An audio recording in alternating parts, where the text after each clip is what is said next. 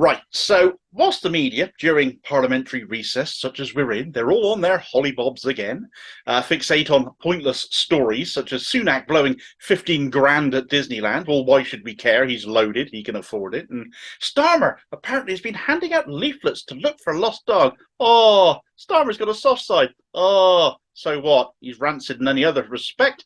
We are reminded it is what they call silly season, a time of low news content, so journalists are apparently scrabbling around looking for news stories, and this happens every year. Normally they're so good at making stories up, though. If Corbyn was looking for a lost dog, as a certain John McDonnell has quipped this morning, they'd have implied he was implicated in some sort of a dognapping incident, I'm sure. He's probably not far from the truth in saying that. The fact is, though, there is real news happening. They just aren't very interested in it, these mainstream media, as they're so-called. So it's up to others to spell it out. Now, you might have heard that 6 migrants attempting to get here to seek asylum drowned in the Channel yesterday on the boats. What you might not have heard is that all 6 of them were from Afghanistan. They were Afghans, and Afghans are supposed to be benefiting from a resettlement scheme here following the end of the Afghanistan War. So why are Afghans having to use the small boats and having to use the people traffickers to get here when we're literally supposed to be rescuing them and taking a requisite number of them here every single year? You'll never see a Ukrainian having to get here the same way. After all, their safe and legal route to seek asylum here exists and works. So why is the Afghan one failing, especially since it has been in place for longer? Well, firstly, we have to remember that the Afghan Resettlement Scheme offer we in the UK made was a pathetic one to begin with.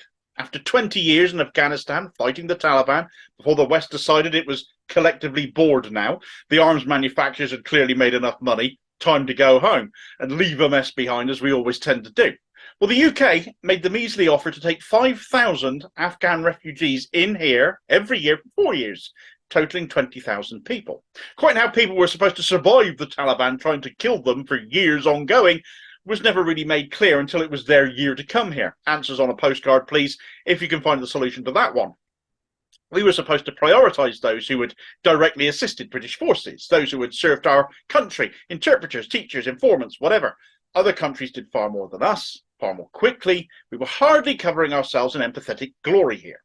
Now, the Afghan scheme to get here itself was supposed to work in one of 3 ways. 3 pathways, as they were called. Was supposed to, anyway.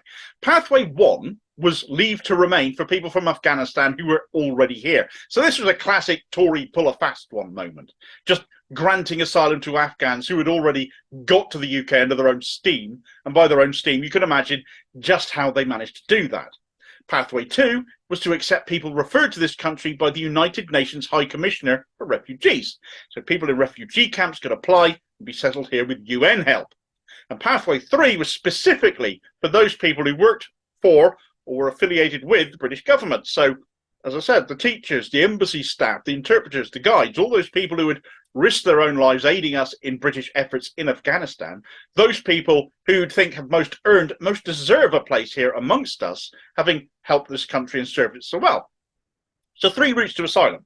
1 a cop-out, 1 relying on an outside body to refer people to us, and 1 prioritising those who directly assisted us. Now, with the war having ended in 2021 and us now being in 2023, a measure of how we were getting on with the resettlement scheme was conducted last year after the first year of the scheme. And where we were supposed to have taken in 5,000 refugees in that year, 2021 to 2022, we had, according to Foreign Secretary James Cleverly, in one of his less than clever moments, as it turns out, but then try and point out when he does have one, I'll wait, claimed we had granted leave to remain to some 6,300 Afghans. Now, watch out for that wording, leave to remain.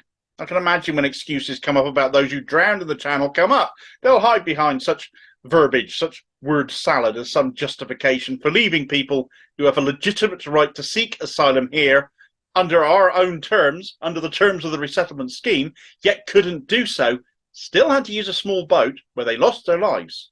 And it brings us back to those pathways, because surely they had a right to seek asylum under Pathway 1, getting asylum granted if they could get here themselves. Legitimately, how else but by small boat do they do that? This is literally Pathway 1. The Tories can claim they could fly in or sail in, but with their intent to come here to seek asylum, that gets blocked. There are no safe and legal routes to do so in the UK. There haven't been since the days of Tony Blair. How can they come via such routes without provision being made for that? Provision not being made, so practically and obviously, the small boat route is literally pathway 1. Records for this year won't be available until next month. The most recent records are now almost a year old, sadly, to last September, because this is when they took the last measurement. So next month we'll see how they're getting on again. But coming via pathway 2, referrals via the United Nations High Commissioner, how many do you think came in that way? How many Afghans did we take in there via the UN? 4. Just 4. As for pathway 3, the rescuing of our former allies, those who worked with us, gave us their loyalty, endangered their own lives to do so. How many of those have we rescued, Damo? Not a single one. Not one. Pathway 3 might as well not exist. The Tories couldn't give less of a shit about these people. So when James cleverly says we've given leave to remain to 6,300 people, what he really means is we as a country have allowed people to stay here who got here themselves from Afghanistan and met our annual quota that way without lifting a single finger to actually help any of them. And now we see 6 more Afghans drown in the Channel. Well, that's how they all got here. They aren't the first Afghans to drown in the Channel, so they won't be the last either, with this lot in charge running this scheme as they are. It clearly also shows nothing has changed if people from Afghanistan are still having to risk their lives to get here for a better life, to rebuild, because this government does not give enough of a damn to actually do as it promised them. But then they aren't white. And when you look at the likes of Rishi Sunak and James Cleverly and Suella Braverman and Priti Patel, these people of colour themselves, running a government letting people lose their lives like this with all their divisive rhetoric on top, the colour of their skin does not excuse the blatant racism of what it means to be a conservative in government, being shown when we welcome Ukrainians with open arms because they're not brown-skinned. These 6 people from Afghanistan had a legitimate right to come here to claim asylum, yet couldn't do so without risking their lives first, and sadly the risk didn't pay off for these 6. We need safe and legal routes to asylum. They do not exist, and any minister saying otherwise is a liar. We are allowing these people to needlessly die in the Channel, and it needs to end. The Tories are letting people drown in the Channel. So all their rhetoric about sympathies and feelings for these people dying out there, if they truly meant that, then a legal, safe asylum route would be brought back in yesterday. It would also put these people traffickers in small boats out of business at a stroke. So for all of Sunak's promises of stop the boats, stop the boats, stop the boats, this is actually the only way he would actually flaming do that.